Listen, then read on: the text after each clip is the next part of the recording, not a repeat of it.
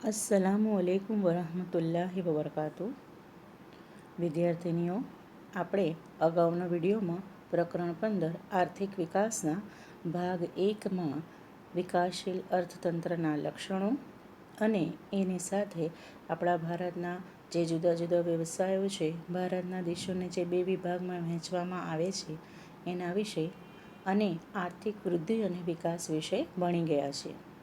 આજે હવે આપણે પ્રકરણ 15 આર્થિક વિકાસમાં ભાગ 2માં આર્થિક અને બિનઆર્થિક પ્રવૃત્તિઓ, ભારતીય અર્થકારણનું માળખું, ઉત્પાદનના સાધનો અને એની ફાળવણી વિશે અભ્યાસ કરીશું.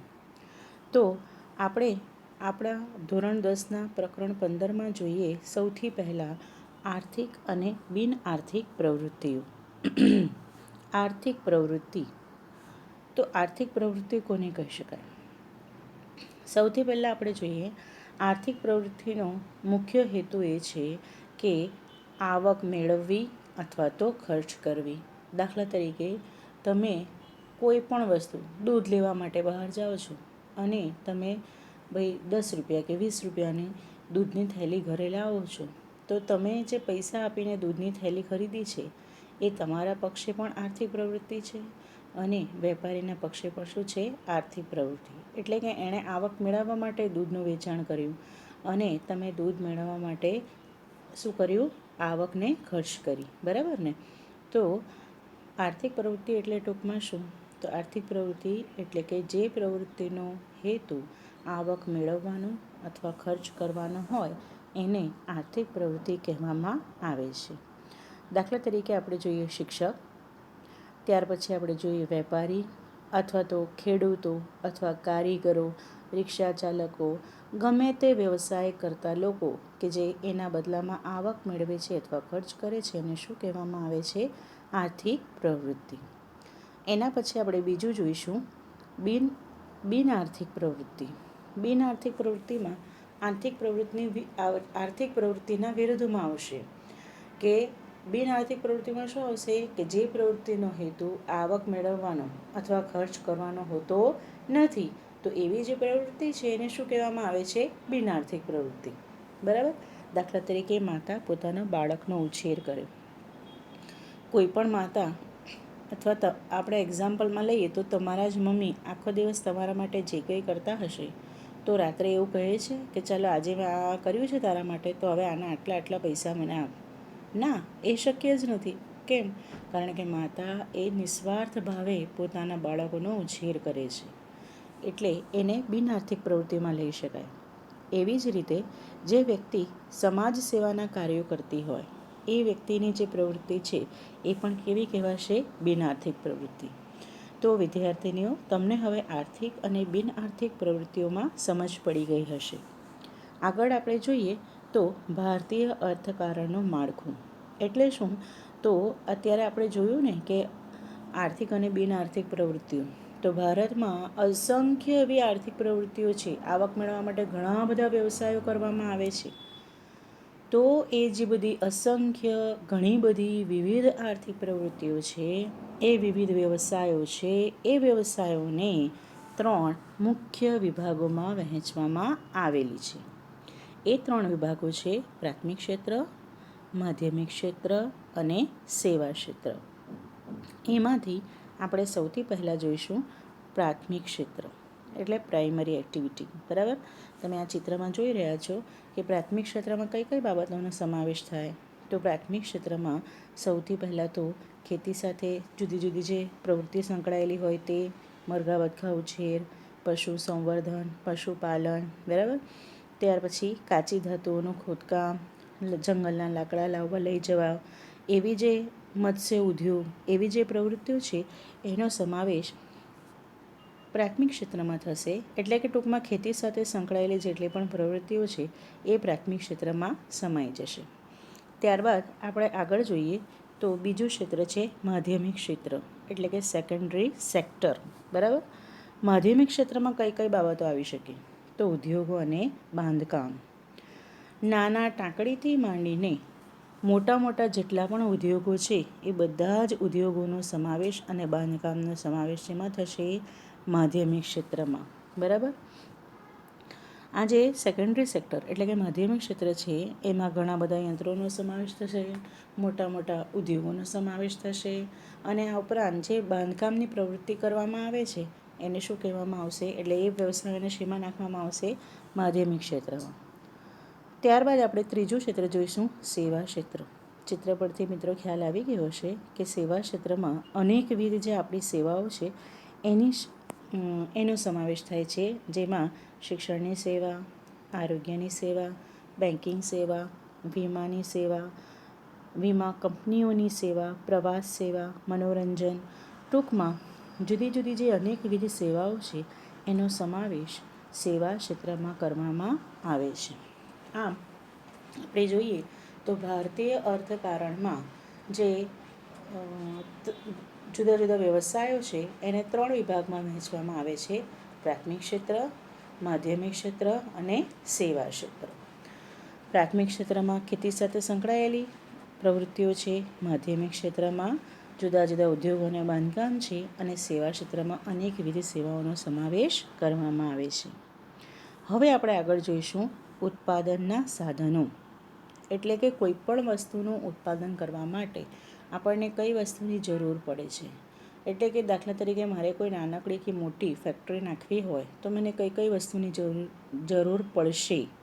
તો મેં તમને અહીંયા બતાવી દીધું છે કે કઈ 4 વસ્તુ એવી છે કે જે મને જરૂર પડશે. એમાંનું પહેલું છે જમીન, બીજું છે મૂડી, ત્રીજું છે શ્રમ અને ચોથું છે નિયોજન. હવે એક પછી એક આપણે આ તમામ સાધનોનો પરિચય મેળવીશું. સૌથી પહેલાં આપણે જોઈએ જમીન.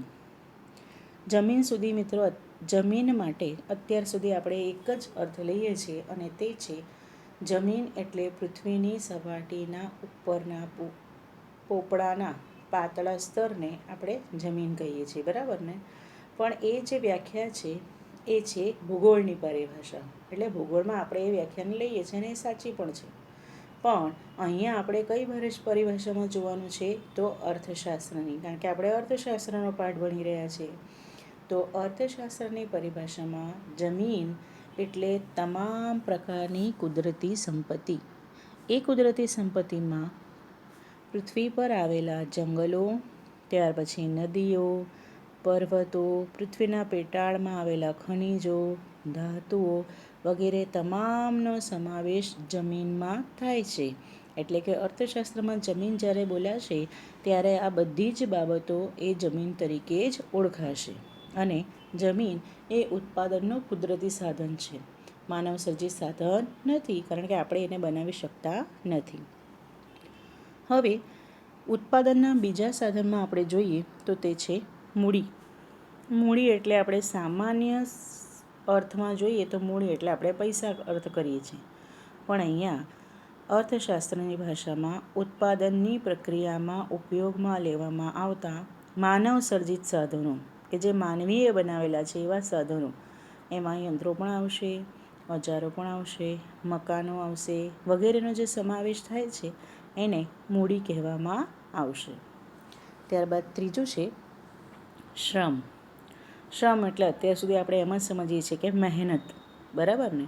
પણ એ મહેનત કેવી છે, તો ભૌતિક વળતરની અપેક્ષાએ કરવામાં આવતું કોઈ પણ શારીરિક કે માનસિક કાર્ય.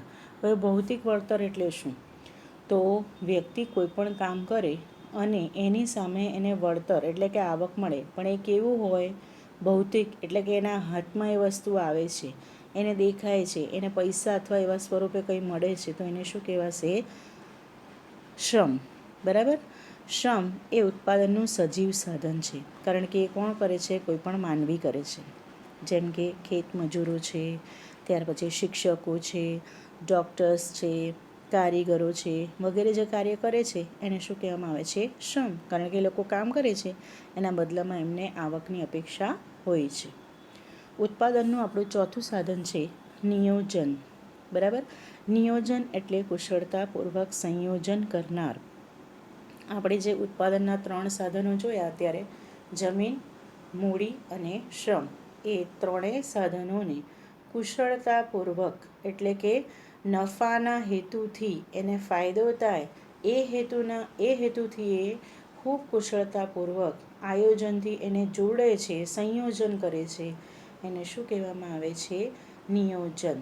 એ વ્યક્તિને નિયોજક કહે છે અને એ કામગીરીને શું કહે છે? નિયોજન. તો મિત્રો, હવે તમને સમજ પડી ગઈ હશે કે ઉત્પાદનના કેટલા સાધનો છે? તો ઉત્પાદનના સાધનો છે 4: જમીન, મૂડી, શ્રમ અને નિયોજન. ત્યારબાદ હવે આપણે આગળ જોઈશું ઉત્પાદનના સાધનોની ફાળવણી, એટલે કે ઉત્પાદનના સાધનોને કેવી રીતે વહેંચણી કરવામાં આવે છે. બરાબર. આપણે જાણીએ છીએ કે માનવીની જે જરૂરિયાતો છે એ અમર્યાદિત છે. કદી પણ માનવીની જરૂરિયાતો પૂરેપૂરી પૂર્ણ થઈ શકે નહીં. વિશ્વનો કોઈ પણ દેશ એવો નથી કે એની પાસે એની વસ્તીના પ્રમાણમાં પૂરતા સાધનો ઉપલબ્ધ હોય. બરાબર. તો અહીંયા પણ આપણા દેશમાં પણ એવી મર્યાદાઓ ઘણી બધી છે. આપણે એક પછી એક એનો અભ્યાસ કરીએ. એમાં સૌથી પહેલું છે અમર્યાદિત જરૂરિયાતો, નીડ્સ, એટલે કે જરૂરિયાતો. બરાબર. અમર્યાદિત માનવીની જરૂરિયાતો કેવી છે? અસંખ્ય અને અમર્યાદિત. આપણી કોઈ એક જરૂરિયાત પૂરી થાય તો તરત જ એ જરૂરિયાતમાંથી બીજી જરૂરિયાત ઉદ્ભવે છે. કેવી રીતે? તો ભાઈ તમને સાયકલની બહુ ઈચ્છા થઈ હોય, તમારી પાસે સાયકલ આવી જાય ને, તો પછી થોડા સમયમાં તમને હવે નવી મોપેડ કે ગાડી કે એક્ટિવા કે એવા કોઈ વસ્તુની ઈચ્છા થશે. એક ઈચ્છા પૂરી થાય તરત જ એ ઈચ્છામાંથી બીજી ઈચ્છા આપણે ઉદ્ભવે છે. કેટલીક જરૂરિયાતો એવી હોય છે કે જે આપણે વારંવાર સંતોષવી પડે છે. કેટલીક જરૂરિયાતો એવી હોય છે કે જે વિજ્ઞાન ટેકનોલોજીના કારણે ઉદ્ભવે છે. દાખલા તરીકે હવે તમે જુઓ, અત્યારે આપણે ઓનલાઈન શિક્ષણ મેળવી રહ્યા છીએ. બરાબર ને? તો હવે એના માટે તમારા ઘરમાં પણ કદાચ જરૂરિયાતો ઊભી થઈ હોય. કઈ જરૂરિયાત ઊભી હોય? કે ભાઈ કોઈની પાસે સ્માર્ટફોન ન હોય અને હવે ટીચરે ઓનલાઈન ભણાવવાનું ચાલુ કર્યું અથવા ઓફલાઈન પોસ્ટ કર્યા, ઓફલાઈન વિડીયો નાખ્યા, તો હવે એ ભણવા માટે તમારી જરૂરિયાત કઈ ઊભી થઈ? કે ભાઈ સ્માર્ટફોન હવે લેવું પડશે. ખ્યાલ આવ્યો મિત્રો? એ કેટલીક એવી જરૂરિયાત છે કે જે ટેકનોલોજીના કારણે પણ ઉદ્ભવે છે. કેટલીક જરૂરિયાતો અમર્યાદિત છે અને કેટલીક જરૂરિયાતોને પૂરી કરવા માટે આપણે પસંદગી કરવી પડે છે. ત્યારબાદ જોઈએ તો જરૂરિયાતોમાં અગત્યનું રકમ. આપણી જે જરૂરિયાતો છે એની સામે આપણા જે સાધનો છે કેવા છે? મર્યાદિત છે. આપણી બધી જરૂરિયાતો પૂરી થઈ શકતી નથી. તો આપણે શું કરવાનું છે? વ્યક્તિએ જાતે જ નક્કી કરવાનું છે કે કઈ જરૂરિયાતોને પહેલાં સંતોષવી અને કઈ જરૂરિયાતોને એના પછી સંતોષવી. અગત્યાનુક્રમ એટલે અગત્ય અનુક્રમ. અગત્યતા પ્રમાણે એને આપણે ક્રમ આપીએ તે. કે ભાઈ તમને ઈચ્છા હોય, સામાન્ય તમને ઉદાહરણ આપું તો તમને ઈચ્છા થાય કે તમને તરસ પણ લાગી છે, ભૂખ પણ બહુ લાગી છે અને ફરવા પણ જવું છે. તો તમે સૌથી પહેલાં કઈ જરૂરિયાતો સંતોષો? કે ભાઈ પહેલાં પાણી પી લઈએ, બહુ તરસ લાગી, પછી આપણે ખાઈ લઈએ અને પછી ફરવા જઈએ. આ શું છે? આપણે અગત્યનો ક્રમ નક્કી કર્યો. બરાબર. ત્યારબાદ આપણે જોઈએ મર્યાદિત સાધનો. બરાબર. આપણી પાસે જરૂરિયાતોના પૂરા કરવાના સાધનો કેવા છે? ખૂબ જ મર્યાદિત, બહુ ઓછા છે. બરાબર. અને એને કારણે આપણે એને ઉપયોગ કેવો કરવાનો છે? કરકસરપૂર્વક. કારણ કે નીડ્સ એટલે કે જરૂરિયાતો ખૂબ વધારે છે. બરાબર. વોન્ટ્સ એટલે માંગ પણ ખૂબ વધારે છે, પણ એની સામે સાધનો કેવા છે? આપણા ખૂબ જ ઓછા. જો આપણે અમર્યાદિત રીતે એનો ઉપયોગ કરીએ તો આપણા સાધનો જે ઓછા છે એમાંથી બિલકુલ નહિવત થઈ જશે. બરાબર. તો હવે એના પછી આપણે આગળ જોઈએ સાધનોનો વૈકલ્પિક ઉપયોગ. વૈકલ્પિક શબ્દ તમે ઘણીવાર વાંચ્યો હશે. વૈકલ્પિક એટલે તમને વિકલ્પના સવાલો પૂછાય છે ને, 1 2 3 4, ચારમાંથી કોઈ પણ એક જ વિકલ્પ પસંદ કરવાનું. બધા વિકલ્પ તમે પસંદ કરી શકો નહીં. બરાબર ને? તો આમાં પણ એવું જ છે કે ઉત્પાદનનું કોઈ એક સાધન એવું હોય કે જે એક કરતાં વધારે ઉપયોગમાં આવતો હોય. દાખલા તરીકે જમીન. બરાબર. કે જમીન શું છે કે એક સાથે એક સમયે એક જ ઉપયોગમાં આવી શકે. એક જ પ્લોટની ઉપર, એક જ જમીનની ઉપર તમે સ્કૂલ પણ બાંધી શકો, બગીચો પણ શરૂ કરી શકો, હોસ્પિટલ બાંધી શકો, તમારું ઘર બાંધી શકો, પણ એક સાથે તમે એ બધું કરી શકો? કે ભાઈ મેં સ્કૂલ બનાવી, એની ઉપર બગીચો, એની ઉપર હોસ્પિટલ, એની ઉપર આ તે, એવું કરી શકો? ના. કારણ કે એનો ઉપયોગ કેવો છે? વૈકલ્પિક. ક્યાં તો આ પસંદ કરો, ક્યાં તો પેલું પસંદ કરો. ખ્યાલ આવ્યો મિત્રો? તો આ છે ઉત્પાદનના સાધનોની ફાળવણી. તો ઉત્પાદનના સાધનોને આ 4 પ્રકારે વહેંચવામાં આવે છે. હવે હું માનું છું કે અત્યારે પ્રકરણ 15ના ભાગ 2માં મેં તમને જે સમજાવ્યું, આર્થિક પ્રવૃત્તિ કે જેનો હેતુ આવક મેળવવાનો હોય છે, બિન આર્થિક પ્રવૃત્તિ કે જેમાં આવક મેળવવાનો કે ખર્ચ કરવાનો કોઈ હેતુ નથી. આપણા અર્થકારણમાં જે વ્યવસાયોને 3 વિભાગમાં વહેંચવામાં આવ્યા છે, પ્રાથમિક, માધ્યમિક અને સેવા ક્ષેત્રમાં. આ ઉપરાંત મેં તમને ઉત્પાદનના સાધનો, જમીન, મૂડી, શ્રમ અને નિયોજન વિશે ભણાવ્યું અને ઉત્પાદનના સાધનોની ફાળવણી વિશે આપણે અત્યારે અભ્યાસ કર્યો. તમને ચોક્કસ સમજ પડી ગઈ હશે. એટલે હવે અહીંયા આપણે ભાગ 2ને પૂર્ણ કરીએ છીએ. આભાર. Thank you.